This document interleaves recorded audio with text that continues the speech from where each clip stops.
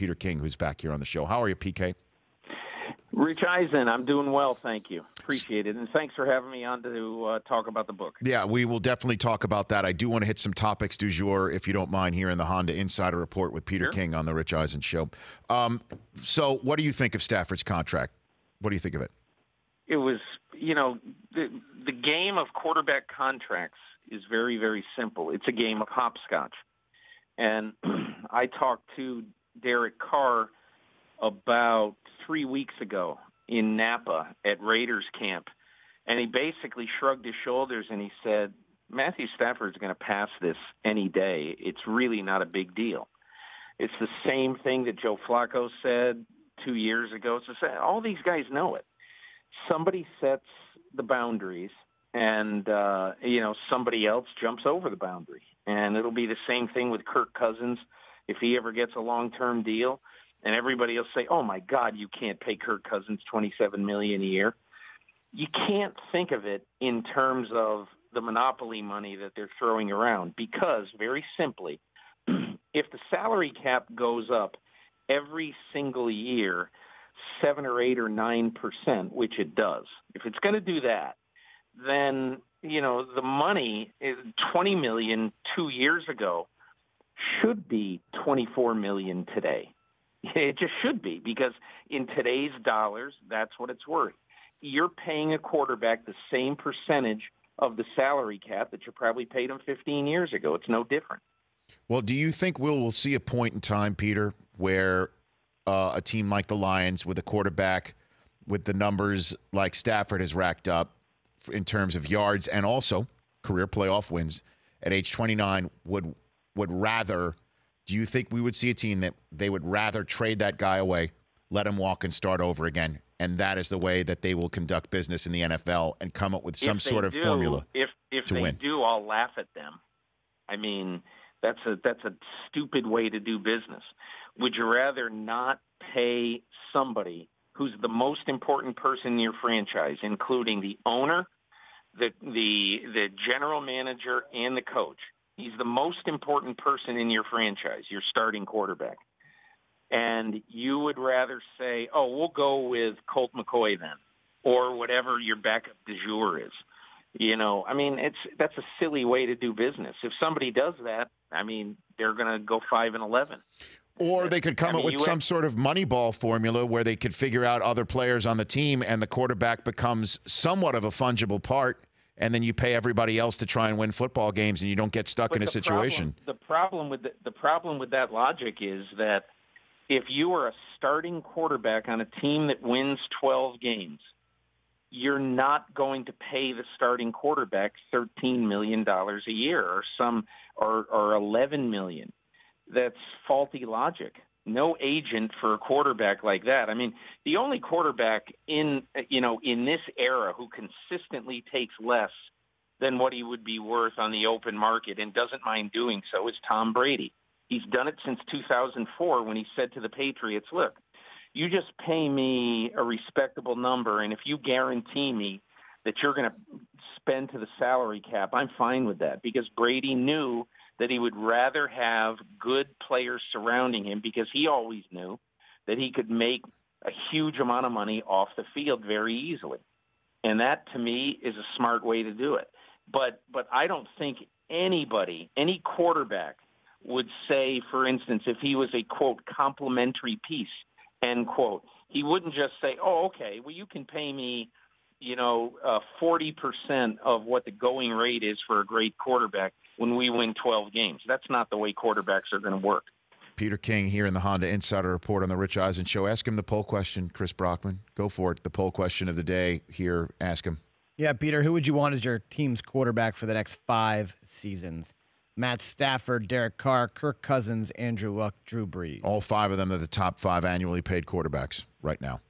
I would take Carr right now, but 3 months from now I might take Luck. Because, right now Andrew Luck's shoulder worries me. I think it's going to be fine long term, but right now it worries me. I'm smitten by the potential of Derek Carr, But quite honestly, any of those guys I'd be happy with. I'd be very happy with Matthew Stafford, even though he hasn't won a playoff game. So what is what is the deal with Luck's shoulder right now, Peter? I mean, it's Look, a total I was at question. their camp, and the way it was explained to me very simply, and Andrew Luck was absolutely fine with this, is that, look, we are not going to let this guy go on the field for us until our doctors tell us that his shoulder is absolutely fine. If it takes 2 or 3 weeks of the regular season, so be it. This is about the next 10 years. It's not about the next 10 games. So, to me, this is a different situation than like Drew Brees in 2006. Maybe even a different situation than Cam Newton. I saw Cam Newton last Thursday in Jacksonville. He threw 2 passes that each went 3 yards beyond the line of scrimmage. We learned absolutely nothing about Cam Newton and the health of his shoulder in that game. And so the Indianapolis Colts have basically said, look, when the doctors tell us that Andrew Luck can rip the ball, absolutely normally, 25 yards down the field, or throw a bomb, 45 yards up the seam with no pain and everything is fine in his shoulder, then he's playing. Until then, he's not. And now with Vontae Davis out for multiple games, as Chuck Pagano said today, because he hurt himself in a preseason weekend that also saw Julian Edelman go down and Spencer Ware go down, and a handful of other players have gone down. I've said this week that if I owned an NFL team, I'd tell my coach, look, you get to choose everything that happens on a Thursday, Sunday, Monday, Saturday during the season, but I'm in charge during the preseason and no starters play, and I don't care what you say. And then I would tell the league, let everyone in for free and do whatever you want to do with preseason games. What's the fix here, Peter? The fix is, in my opinion, that I think players – look, I was at the Pittsburgh Steelers camp and wrote about this with Mike Tomlin, basically saying that you have to let players hit each other and be physical during the summer because it'd be like sending a boxer into the ring, for a prize fight, having not sparred at all leading up to the fight. And I get that. And I think there's got to be some happy medium here. I really do, Rich. It's that. And you look at Mike Tomlin's record and you look at Pete Carroll's record. To me, traditionally, over the last 3, 4, 5 years, those are the 2 coaches in the NFL who are the most physical during training camp. Okay? And you combine those 2 guys in their time in the NFL, they've won 65% of their games, or 63%. So what are you saying? That, you want to do what all the people do who don't win games? And again, look, I'm not saying this is a one-size-fits-all solution in any way, shape, or form. I'm saying that I think the easy way to do it is to say nobody is tackling anybody. Nobody is hitting anybody in training camp. My players are not playing until after Labor Day. But I don't know that that's the solution either. I really don't. I think every team should make that decision, but I would not do what you're suggesting to do if I was an owner. Okay. Last question for you before we get to your book, get to the book you edited about Dr. Z. I can understand Tom Pelissaro, my colleague at the NFL Network, saying Matt Forte's on the market right now. I that one I get with the Jets because the cause is lost. Why would the Browns want to try and trade Joe Hayden, as I'm seeing today, on the outset of a season where they're starting a rookie quarterback and the salary cap's already is what it is? Why would they want to do that? If that is the case, and I don't know that it is, I saw the same thing that you saw, but I don't know that it is. But if that's the case, then it's clearly the Browns saying that, we're not convinced that Joe Hayden is going to be a shutdown cornerback. The Browns already have 8 picks in the first 4 rounds next year. They don't have to get more. And I think at some point, all of these draft picks become almost a self-defeating prophecy. Yeah. Really, in my opinion, it's why when I was at their camp, I was talking to some of the people, some of their management people, and I said, you guys got to stop trading people, man. I mean, you got and you can't trade Joe Thomas. I don't care if he's only got 3 years left or whatever he has left. I mean, it gets to be ridiculous after a while. And, they drafted 98 guys last year, including about 16 receivers, and let Taylor Gabriel go. I mean, it's stupid. It's just stupid. I'm not saying they're doing a stupid. I'm saying cutting Taylor Gabriel was dumb. Letting Terrell Pryor go, in my opinion, was dumb. And they think Kenny Britt is every bit as good as Terrell Pryor. I don't. And, we'll see who ends up being right. So let's talk about the book here. For the younger generation, who's Dr. Z? Let them know. Paul Zimmerman is a guy who is a totally unique person in our business.